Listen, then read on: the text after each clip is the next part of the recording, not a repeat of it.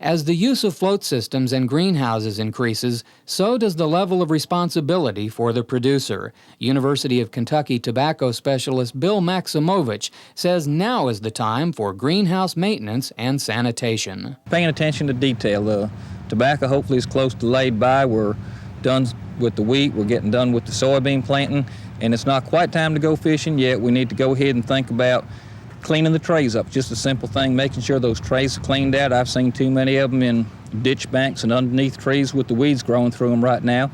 The greenhouse is a good place to store your trays, but if you're going to store the trays in there, cover them up with black plastic, put some plywood on top so those top trays don't warp. It's going to get hot in there. Good place to store the trays, not a good place to store chemicals. We can get residue from herbicides, some insecticide vapors in there could be hazardous to your health when you go in a hot greenhouse and you've got some leaking cans. Check out your electrical system, make sure that it's up to code. A lot of folks did a lot of their own work on these houses, did a pretty good job. They had them functional and operational, but there is an electrical code that you're supposed to follow, so make sure that you follow that code. Make sure you keep the area around the greenhouse clean.